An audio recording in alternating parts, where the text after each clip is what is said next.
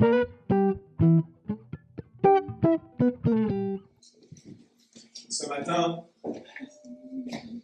matin, lorsque je descendais en vélo pour rejoindre la rue du Centenaire 8, j'ai eu le temps d'admirer plusieurs arbres qui commencent à donner les fleurs. J'ai pu admirer ces buissons jaunes qu'on voit au bord de la route. Je ne prononce pas le nom parce que ça, j'y arrive pas. Mais c'est magnifique dans cette saison où le printemps arrive et on voit la nature éclore, où on voit des couleurs commencer à enjoliver le bord des routes ou des jardins ou des chemins, et de voir ou de percevoir cette puissance créatrice qui se manifeste à nouveau. J'espère que vous avez le temps, parfois même lorsque vous êtes un peu pressé par votre agenda, de vous arrêter et d'admirer la nature, d'admirer ce que Dieu permet de pousser encore et encore.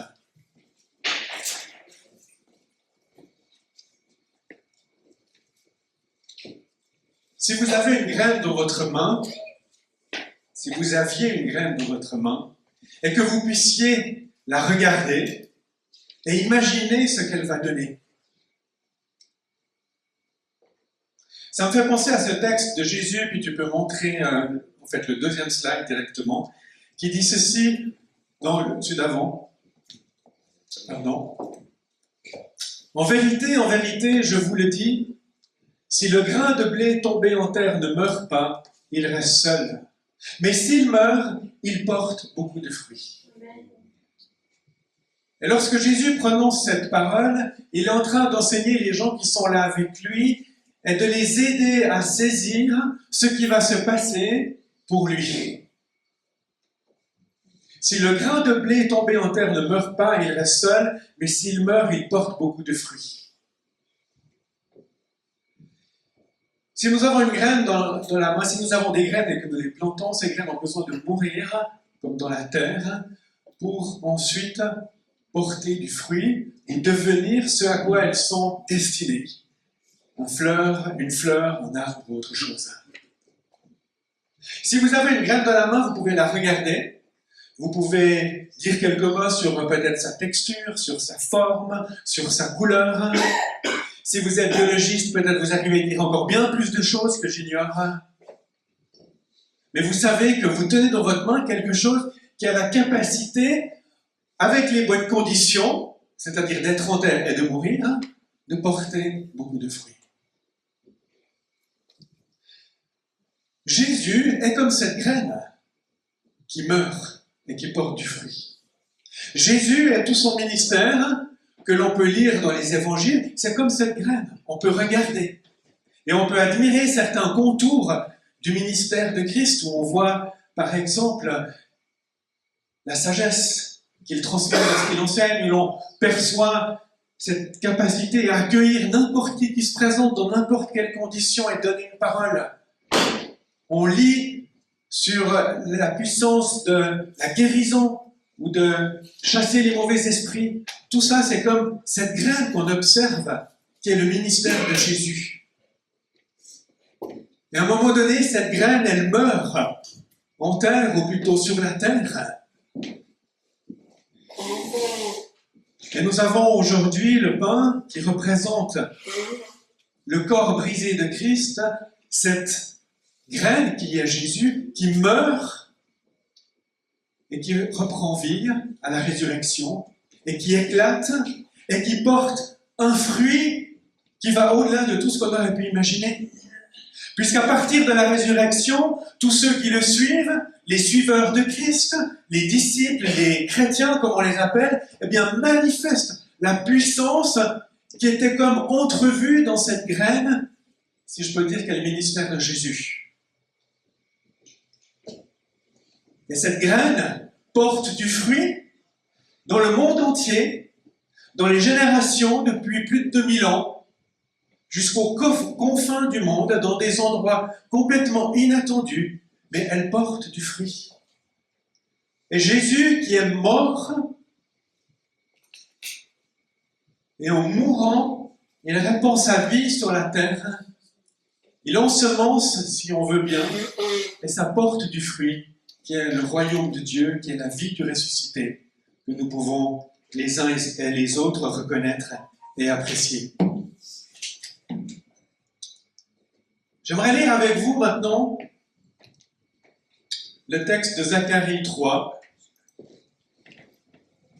Toujours dans cette idée, avant Pâques, de prendre le temps de s'arrêter sur quelques textes qui annoncent le Messie, qui annoncent la venue de Jésus, afin de nous aider à comprendre comment à la fois lire l'Ancien Testament avec cette perspective que c'est Jésus qui est au centre, et puis aussi de saisir encore plus profondément la puissance du message de Christ, ou de saisir plus profondément la qualité, la valeur de qui est Jésus et de tout ce qu'il apporte. Alors, nous sommes avec le prophète Zacharie, environ 500 ans avant Jésus-Christ. Des gens du peuple d'Israël qui avaient été exilés sont déjà revenus, pas tous, mais certains sont déjà revenus sur la terre de Jérusalem et de la région. Et voilà une vision que Zacharie a reçue. Le livre de Zacharie est rempli de visions, certaines un peu étranges, mais on va en prendre une, la vision du grand prêtre, et je lis. « Il m'a fait voir le grand prêtre Josué debout devant l'ange de l'Éternel, et Satan qui se tenait à sa droite pour l'accuser. L'Éternel a dit à Satan, « Que l'Éternel te réduise au silence, Satan, que l'Éternel te réduise au silence, lui qui a choisi Jérusalem. Celui-ci n'est-il pas un bout de bois arraché au feu ?» Or Josué portait des habits sales et se tenait debout devant l'ange. L'ange a pris la parole et a dit à ceux qui se tenaient devant lui, « Enlevez-lui les habits sales. » Puis il dit à Josué, « Regarde, je t'enlève ta faute et je te mets des habits de fête. » J'ai dit, « Qu'on mette sur sa tête un turban pur. » Et ils ont placé un turban pur sur sa tête et lui ont mis des habits. L'ange de l'Éternel était là. Alors c'est clair, on est dans un univers qui nous est assez étrange finalement. C'est l'univers de Zacharie, avec le temple, avec le grand prêtre, avec les habits qui ont une très grande importance. Et Dieu parle à Zacharie et lui fait voir Josué, qui est le grand prêtre, et Josué représente en fait le peuple juif, le peuple d'Israël, qui est revenu mais qui est comme sale. Ce peuple en fait avait été exilé parce qu'il s'était rebellé contre Dieu. Il n'avait pas suivi les instructions, il ne s'était pas laissé toucher par l'amour de Dieu, et finalement il en a été déporté. Et là, plusieurs sont revenus, et ce texte montre comment, d'une certaine manière, Dieu réinstaure le grand prêtre dans sa fonction, et dans le fait de pouvoir être celui qui conduit le peuple avec la présence de Dieu. Et c'est intéressant de voir que, c'est comme si, c'est intéressant de voir que l'Éternel réduit au silence Satan. C'est comme s'il y a eu un temps où Satan a pu comme agir, mais maintenant Dieu met une limite et il rétablit le grand prêtre et il lui donne des habits nouveaux, des habits de fête, et il enlève la faute du grand prêtre, il enlève la faute du peuple pour qu'il puisse de nouveau être dans cette présence. Je vais mettre le slide suivant. On continue cette vision. L'ange de l'Éternel a fait cette déclaration à Josué. Voici ce que dit l'Éternel, le maître de l'univers. Si tu marches dans mes voies et si tu respectes mes ordres, tu jugeras ma maison, tu garderas mes parvis et je te donnerai libre accès parmi ceux qui sont ici. Écoute donc, Josué, grand prêtre, toi et tes compagnons qui sont assis devant toi, car ce sont des hommes qui serviront de signe. Je ferai venir mon serviteur, le Germe. En effet, voici la pierre que j'ai placée devant Josué. Il y a 7 yeux sur cette seule pierre. Je graverai moi-même ce qui doit y être gravé, déclare l'Éternel, le maître de l'univers. Et j'enlèverai la faute de ce pays en un jour. Ce jour-là, déclare l'Éternel, le maître de l'univers, vous vous inviterez les uns les autres au milieu des vignes et des figuiers. Donc dans sa vision, ça se poursuit et Zacharie réalise que Josué non seulement est rétabli, mais on lui redonne ses prérogatives de pouvoir conduire, de pouvoir garder les parvis, de pouvoir accompagner et donner libre accès à ceux qui sont ici. Il donne une direction et il annonce en plus qu'à la suite de Josué, il y aura des hommes qui vont être comme des signes, et en particulier mon serviteur, le germe. Est-ce que vous avez déjà appelé Jésus le germe? Ben, c'est le moment de commencer. Parce que c'est une annonce du Messie. Et c'est une des images qui est utilisée pour le Messie. Il y a l'image du serviteur qu'on connaît bien, qui est notamment très déclinée dans le livre d'Ésaïe, il y en a à d'autres endroits. Mais l'idée que le Messie est comme un germe qui porte fruit en terre, qui fait référence notamment au texte que Jésus, à la parole que Jésus a donnée par rapport au grain de blé qui meurt en terre. Jésus, en tant que germe, il porte du fruit. Jérémie utilise cette expression, le germe. Zacharie l'utilise 2 fois dans ce texte et dans Zacharie 6 aussi. Et avec cette pensée que la graine qui tombe et qui germe et qui porte du fruit, nous sommes entraînés à comprendre ce que le Messie, ce que Jésus est en train de faire.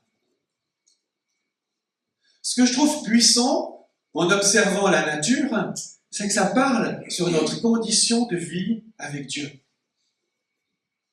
C'est pour ça qu'il est important d'observer, de prendre soin, de s'arrêter dans la nature. Ce que Dieu a mis tout autour de nous, les principes qu'il a mis, on va dire, dans la terre, il les met dans la terre de notre cœur. Avec Jésus qui vient et qui porte du fruit dans notre cœur, alors qu'on se donne à lui et qu'on meurt à lui. Jésus, le germe. Le serviteur, le germe. Je ne sais pas à quoi ça vous fait penser éventuellement lorsque vous admirez la nature, lorsque vous pensez à d'autres choses.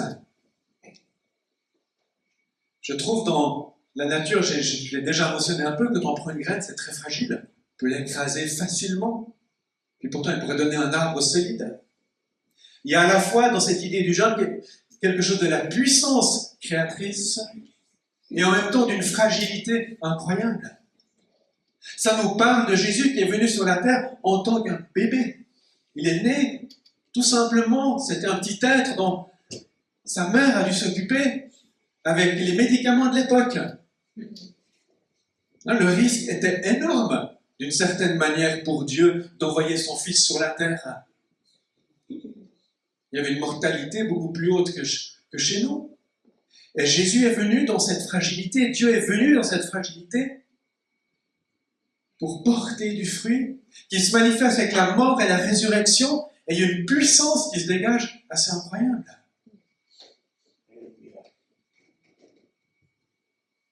Lorsqu'on pense, ou peut-être parfois vous avez planté des graines sans trop savoir ce qui allait pousser, je pense que ça peut arriver.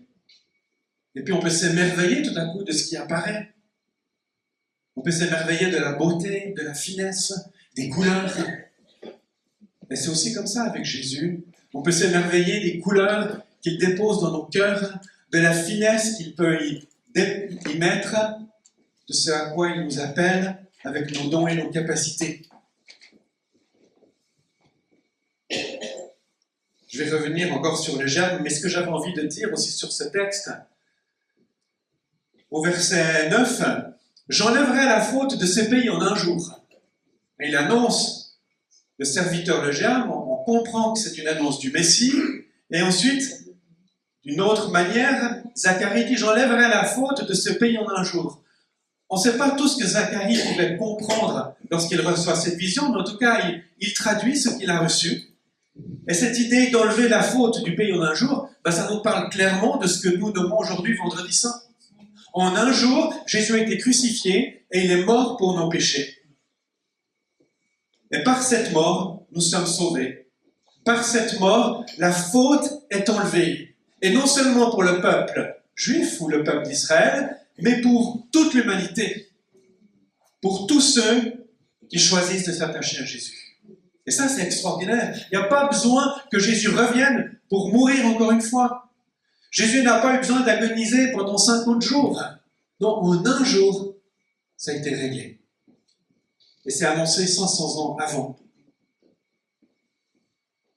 Et cette prophétie qui est courte et qui prend l'espace du temps dans toute son ampleur, parce que le dernier verset, ce jour-là, on parle un peu du jour de l'Éternel, et ça fait référence au jour où Jésus va revenir.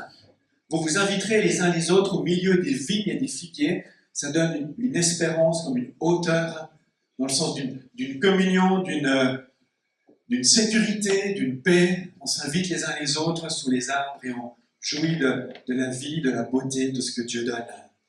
Donc on voit la destinée du monde, une portée messianique dans ce texte avec la présence de Dieu qui est promise pour l'éternité. Amen. Dieu prend du temps pour faire pousser les choses. Il annonce ça 500 ans avant. Et pendant 500 ans, il y a eu encore quelques prophètes, là, du temps de Zacharie, mais après, pendant 400 ans, il y a un silence, il n'y a pas de prophète. Il n'y a rien qui semble se passer. Et tout à coup, Jésus vient. Et il porte du fruit. Dans nos vies, Dieu parfois prend le temps. Mais s'il n'y a rien qui se passe pendant un moment, c'est pas que Dieu n'est pas là, ou que Dieu nous a oubliés. C'est que Dieu attend. Et est-ce que je peux attendre?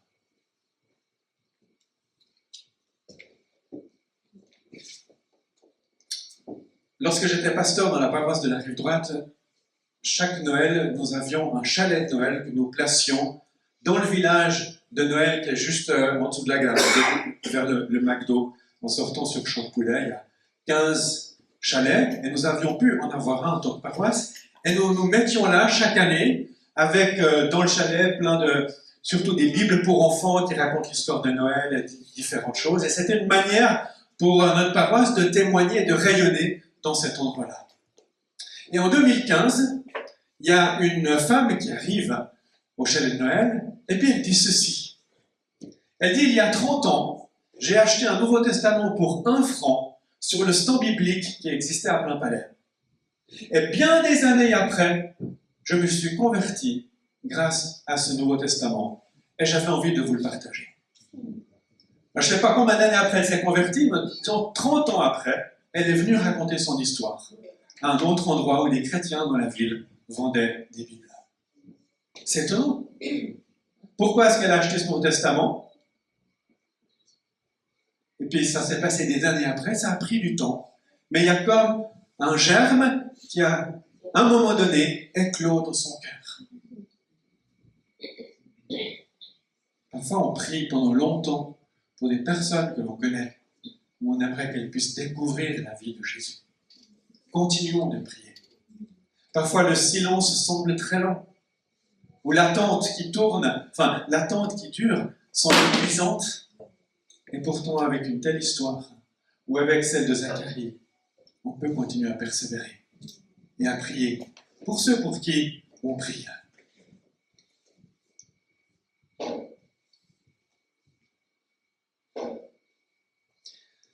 J'aimerais revenir à... Bon, tu peux mettre le slide suivant, Julien, s'il te plaît. Je vais quand même lire encore juste Zacharie 6, 12, 13. C'est le deuxième texte dans Zacharie où il parle du germe. Tu lui annonceras, voici ce que dit l'Éternel, le Maître de l'univers. Voici un homme dont le nom est Germe. Il germera à sa place et construira le temple de l'Éternel. C'est lui qui construira le temple de l'Éternel. Il portera les insignes de la majesté. Il siégera sur son trône pour dominer et sera prêtre sur son trône. Et une parfaite union régnera entre les deux fonctions. Donc là, le prophète, on va dire, revient 3 chapitres plus tard avec cette même image. Et il va même un bout plus loin. Et il dit que ce germe va comme reconstruire le temple. Et on sait que Jésus s'est présenté comme étant le nouveau temple, c'est-à-dire le lieu où il y a la présence de Dieu. C'était plus le temple construit de pierre à Jérusalem, même s'il pouvait être magnifique, il ne servait à plus rien une fois que Jésus avait donné sa vie pour l'humanité. Et puis, dans ce texte, il est fait mention qu'à la fois Jésus va être roi et prêtre. Il va exercer ces deux fonctions en même temps. Maintenant, lorsqu'on prend parfois ces images de l'Ancien Testament ou ces textes qui sont encourageants, et c'est important de pouvoir les lire, les prier et les méditer, ce qui est capital, c'est de passer par Jésus pour interpréter ces textes et de méditer la vie de Jésus. Parce que le risque, c'est parfois de prendre certains de ces textes et se dire « Ah, Jésus le germe, ça va pousser dans ma vie, je vais avoir plein de belles choses et de bénédictions. » Il y a quelque chose, c'est un raccourci. Si on prend le temps de passer par Jésus, se dire « Mais c'est quoi une graine qui meurt? Et c'est quoi Jésus qui meurt? Et qu'est-ce que ça veut dire pour moi et pour ma vie ?» Eh bien, on va faire tout un chemin qui va être beaucoup plus juste. Les images qui sont données dans l'Ancien Testament nous aident à comprendre qui est Jésus. Puis en même temps, Jésus nous aide à comprendre ces images qui sont là et à ce que cela signifie pour notre cœur et notre vie.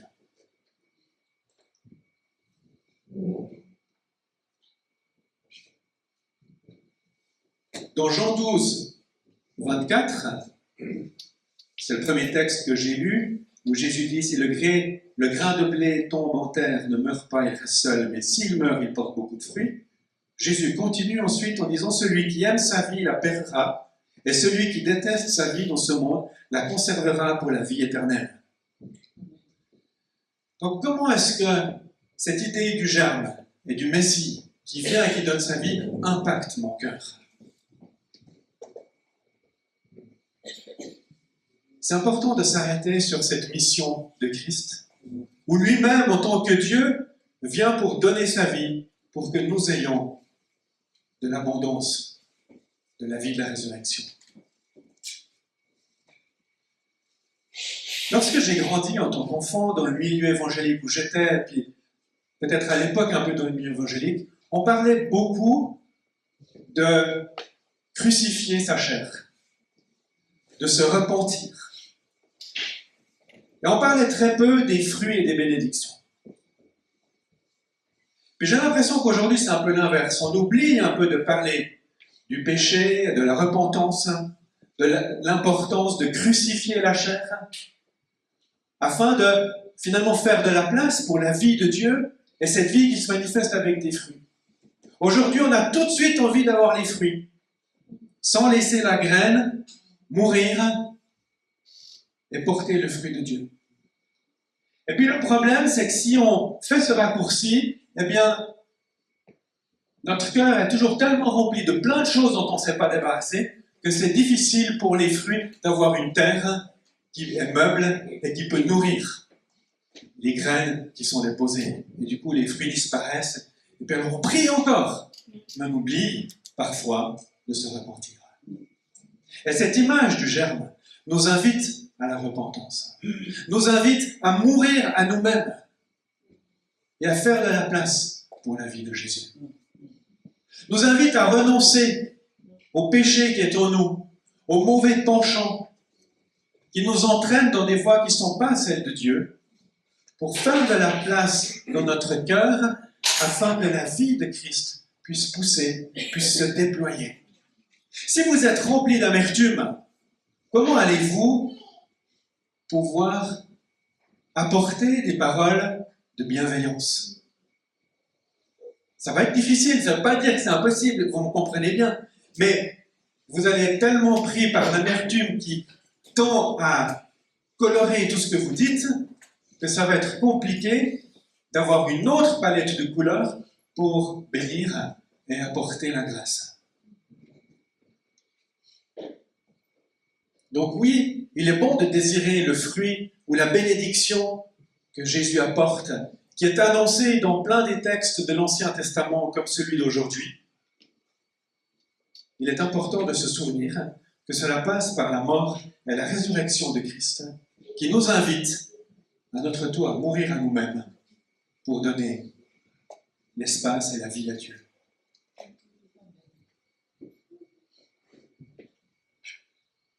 Je vous invite à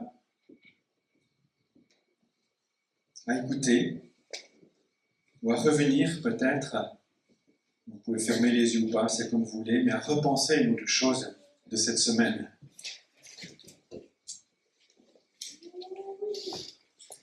Est-ce que pendant cette semaine, il y a eu un moment donné ou un autre, vous avez eu envie de prendre le contrôle pour dominer la situation. Ou peut-être que vous avez voulu prendre le contrôle parce que vous aviez peur et vous vouliez maîtriser la chose. Ou peut-être que c'est la honte qui vous stressait et puis vous avez essayé de conduire d'une manière malsaine la situation. C'est ce genre de choses qu'on peut simplement apporter à Dieu et demander pardon. Est-ce que dans l'une de vos rencontres ou situations, vous avez éprouvé de la jalousie ou de la convoitise?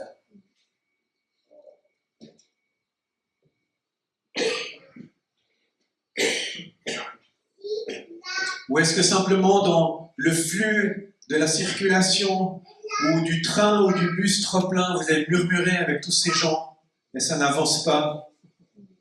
Et c'est comme si vous avez oublié de remercier que vous avez la liberté de pouvoir bouger, la vie de pouvoir, enfin la facilité de pouvoir un transport public, prendre un transport public. C'est cela que vous êtes invités à donner. Crucifier ces choses en vous, que ce soit de l'orgueil, de la jalousie, que ce soit du murmure, que ce soit de l'amertume, tout ça, apportez-le à Dieu. Débarrassez-vous de cela pour faire la place, pour que Jésus, le germe, puisse déposer en vous.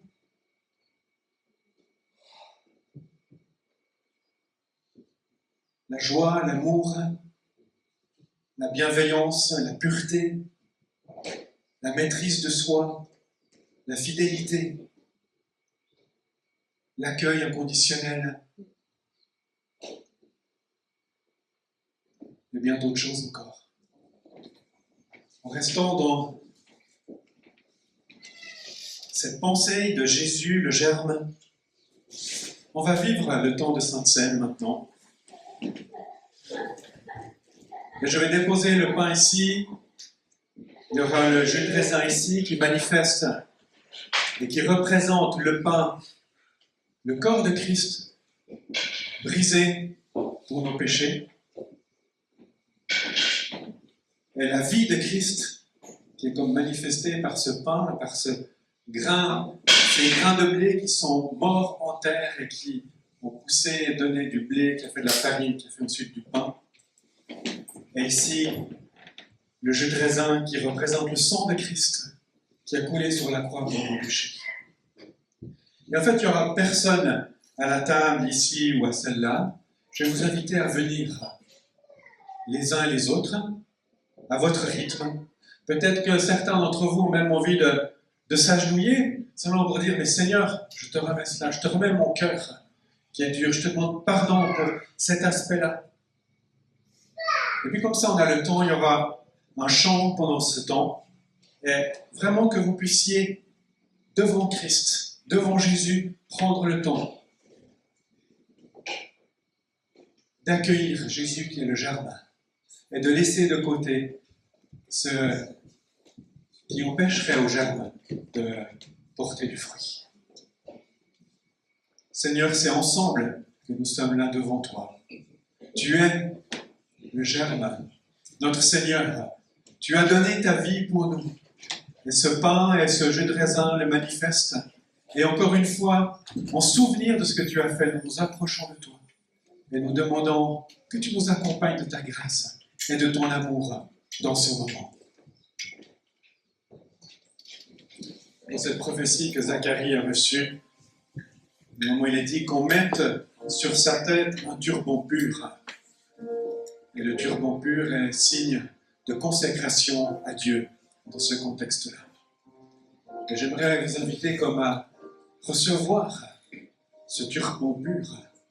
Parce qu'alors que vous êtes pardonnés de vos fautes et de vos péchés par Jésus-Christ, qui a donné sa vie pour chacun d'entre vous, vous recevez de sa part ce turban pur sur vos têtes. Alors recevez par la foi ce turban qui manifeste la marque de Jésus sur votre tête et sur tout votre être. Seigneur, nous te remercions pour ta grâce et pour les turbans que tu nous donnes ce matin. Parce que c'est en toi que nous nous retrouvons dans ta présence. C'est toi qui purifie et qui nous conduit. C'est toi qui donnes la vie et tu le fais au travers de ta mort et de ta résurrection. Alors merci parce que tu pardonnes nos fautes et nous recevons ta grâce et ton amour pour un jour nouveau, pour continuer notre vie dans ce monde. Seigneur, oui, accorde-nous la grâce de marcher en restant proche de toi, en étant consacrés à toi et en t'honorant. Nous voulons le faire avec nos lèvres, avec nos cœurs, avec tout notre être. Merci Seigneur.